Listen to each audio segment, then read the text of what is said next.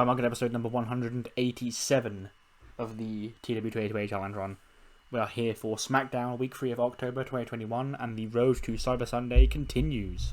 And of course, Cyber Sunday, you can go vote on it. The video is up by this point. It's weird to say this because I'm recording this before I've fucking even thought about making it, but it's definitely going to have been up by this point because that's the whole reason why I've already announced the full card. And yeah, go and leave your guesses, not guesses, your submissions to see whether you want to fuck me over, because like I've said, there is definitely going to be one option of each where, like, if you proc it, it will change my plans. And obviously I'm not going to say which one it is, but you'll know if you've hit it. I'll let you know if you've hit it. So without any further ado, let's jump straight into the show. We the Ones, then Bloodline Boys are opening the show, and Roman's like, special counsel. He's like, yes, my tribal chief. He's like, hand me the microphone. He's like, so last week, one of my pretenders who thinks they're pretending they've got a chance to dethrone me and take my title was in action. Cesaro. He beat main event Jimmy Uso. Special counsel. He's like, yes, my tribal chief. He's like, he beat Jimmy Uso. Like, yes, he did, my tribal chief. And he looks at Jimmy, and he's like, why did he beat Jimmy Uso? And then before Jimmy can speak, Damian Priest's music hits, and he comes out.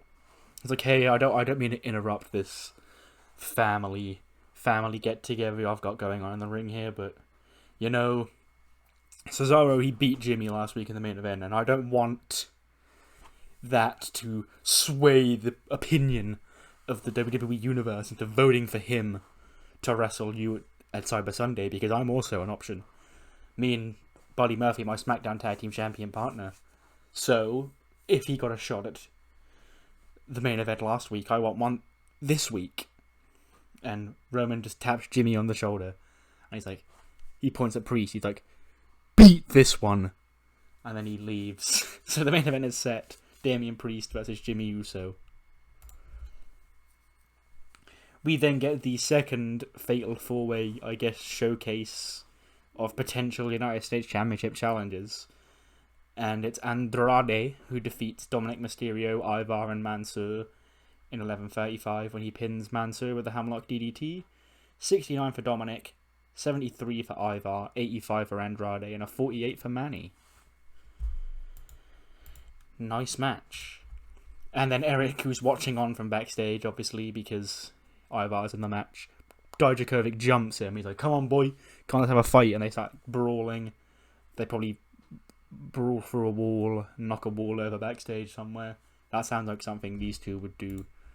And only you can decide what the stipulation will be. Will it be Force Count Anywhere? Will it be Underground Rules? Or will it be Last Man Standing? And then get an interview. Kayla's with Bayley. And she's like, Bayley, last week or 2 weeks ago, you failed to become number one contender for Sasha Banks' SmackDown Women's Championship. What's next for you? And she's like, I don't know. Like, I beat Candice at No Mercy, but she's still the one getting the shot and not me. And then Candice and Johnny walk into fame and they're like, yeah. You know, Bayley, you're right. And Bayley's like, huh? She's like, this whole thing, the whole way forward was your way forward. We've had a very similar path. We both came into this company happy-go-lucky, just happy to be here in NXT. And we both sort of became too big for our boots, sort of became, in our own words, role models. And like we were the guiding lights of the women's division. But now you've been humble for quite a while now, and I've now seen your ways, Bayley, and I'm in a tag team match against Mickie James and Indy later on tonight, and I would love to let bygones be bygones, and me and you can actually be role models and go out there and stop these two royal jackasses. And Bayley's like, you know what, Candice? Yeah, let's do it. And then they leave, and Johnny's there by himself, and he takes the mic and he's like, vote for me to be special guest referee. And then he leaves as well, because what a geek. 83? What the fuck? That's really good. Bobby Roode defeats Matt Riddle in 8:53 because Elias comes out strumming a guitar like Riddle did last week when Elias was against whichever NXT guy I used. But Elias ended up winning. Riddle's been distracted by the guitar strumming, and Roode plied him with a glorious DDT to pick up the win in an 83 rated match. Then after the match, Elias comes into the ring. He goes to hit Riddle with the guitar, but Riddle catches it, and he twats Elias with the guitar to cross his back, shatters it to get to a big pop. So Elias broke the bongo, Riddle's bongos over his head last week. And Riddle's returned the favour. He's cracked Elias' guitar across his back this week.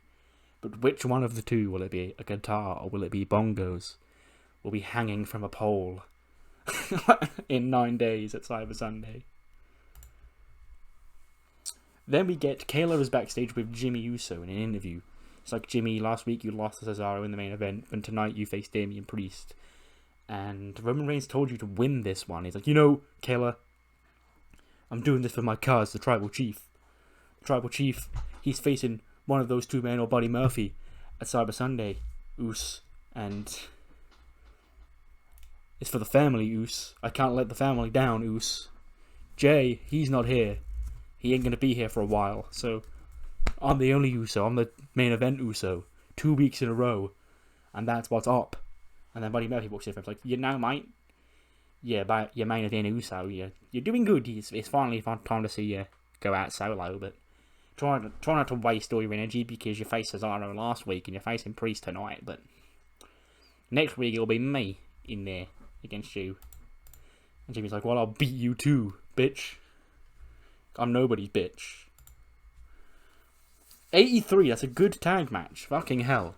Bayley and Candice defeat Indy and Mickie James when Bayley pins Mickie with the headlock driver. 77 for Bayley, 80 for Candice, 71 for Mickie, and a 65 for Indy. Putting the spotlight back on Candice was a good idea because she's really good. She's better than Bayley. And also, I'm glad they don't have negative chemistry because this is definitely a team that I can roll with. The role models. Ha! Get it? Roll with. God. Speaking of women's tag teams, Zelina's back. It's like, yes, Andrade, see? You finally got a win. For our luck is turning around. It's all because of me. And then she goes up to Sonya Deville. It's like, Sonya, I actually have to thank you. And she's like, oh God, why? She's like, well, your rudeness and your just being a general bitch to me before I came into the ring, that really motivated me to win my match last week. And Sonya's like, I was not a bitch. You were a bitch to me. She's like, well, I got to find a partner to face Smile and Shine later on tonight, and I owe you the opportunity to be my partner in that match. And Sonya's like, whatever, I'm not busy.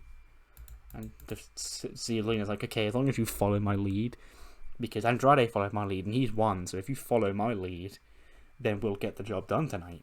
And Sonya's like, bitch, I'm the former SmackDown Women's Champion here. And she's like, well, didn't ask, sis. 85 rated segment. Do I not have a storyline of Alexa and Bianca in it? That's weird. Okay. The Street Profits are chilling with the Rock and Roll. They're like, hey, it's the Rock and Roll Express. I'm like, hey, as a legendary tag team, obviously, me and Dawkins, we look up to you guys. Icons of the wrestling landscape. And later on tonight, we're going 2-on-2 in a tag team match. And it's so cool that you're back. Even for a short time. I don't know how long you're here for, but it's cool that we're back and we've got the chance to share a ring with tag team legends such as yourself. And they're like, well, that's awesome, Montez and Angelo, and good luck tonight. And they're like, yeah, Dawkins, the Rock and Roll Express and the Street Profits. It's gonna be heat. And he's like, yeah, fam.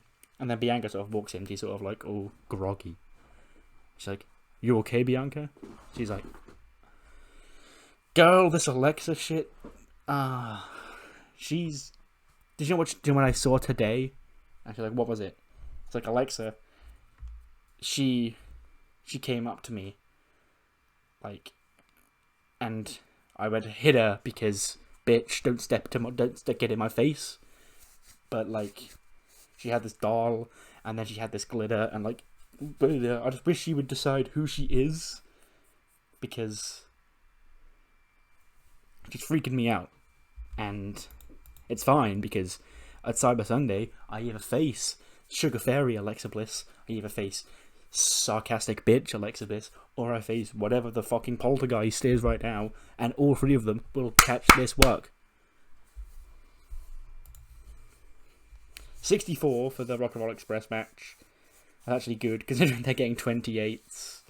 But if I keep putting them in matches like this, eventually they'll get by, and then their fun little run will be over.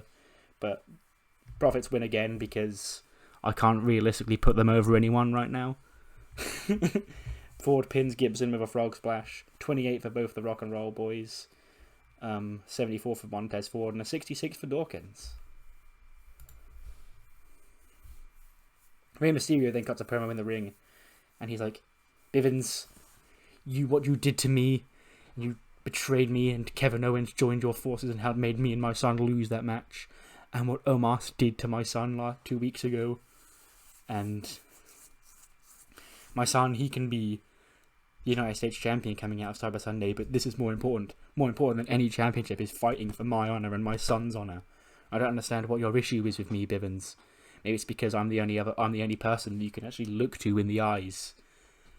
But it doesn't matter if it's AJ Styles, if it's Kevin Owens, or even if it's 7'3" giant Omos. I'll beat whichever member of your group is put in the ring with me at Cyber Sunday.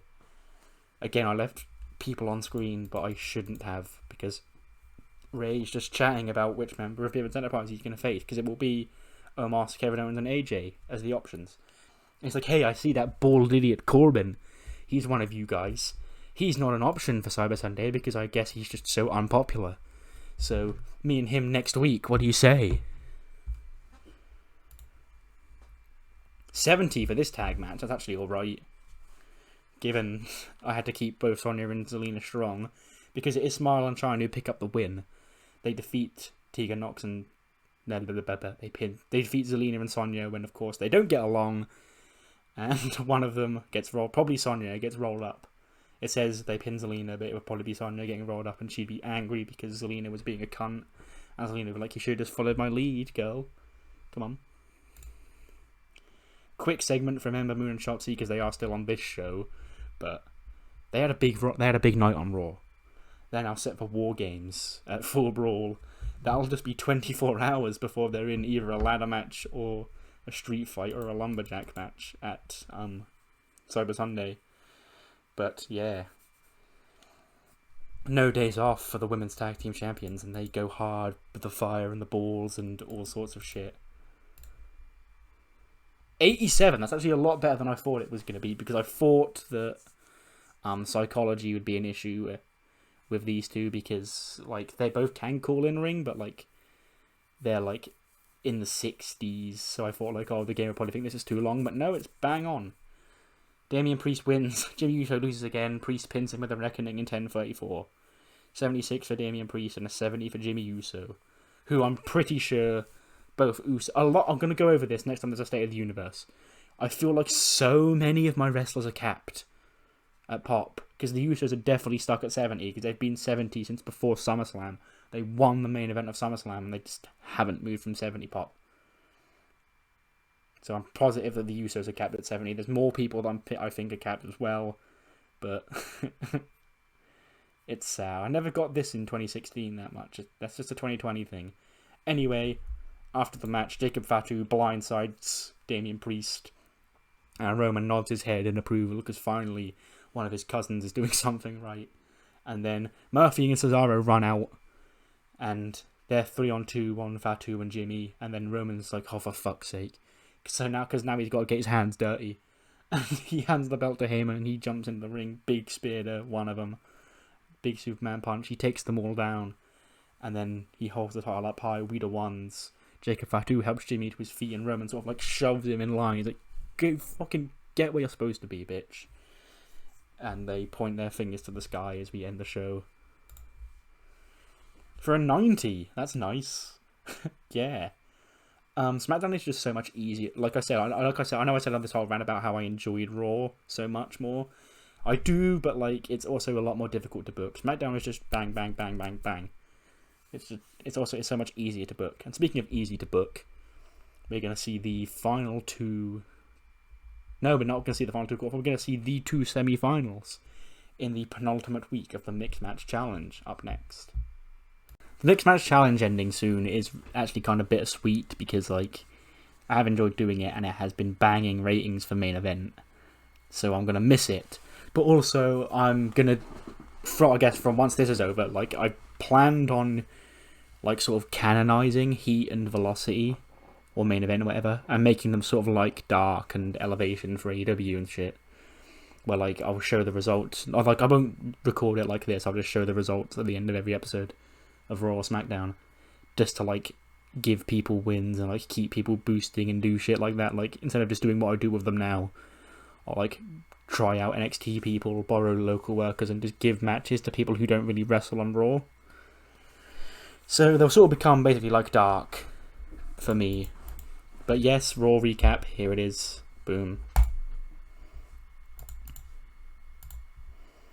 Then we get the promos: Bianca, Montez Ford, Big E, and Tegan, ahead of the first semi-final, which gets a 74. Yeah, I knew the psychology would be shit here, that's why I put this one on first.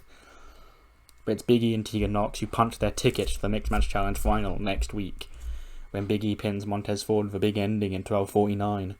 Both Bianca and Tez get a 71, 58 for Tegan, and an 83 for Big E. But who will they face in the final? We find out after the 10-minute SmackDown recap.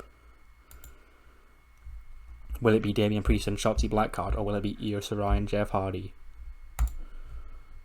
And 88. It's Io and Jeff who pick up the win over Priest and Shotzi. Io pinned Shotzi with a moonsault in 15:04 to punch their ticket to the final. 70 for Shotzi, 76 for Priest, 90 for Io, and an 80 for Jeff. So the Mixed Match Challenge finals will be Jeff Hardy and Io Shirai against Big E and Tegan Nox. And the show gets an 89. And next week is a big week, actually. You've got the go-home shows, got the final of the Mixed Match Challenge, and the two pay-per-views. That's actually kind of a stacked week. And of course, Raw Roulette Halloween, as they've been advertising all week. And that's the next episode. And hopefully I'll see you then.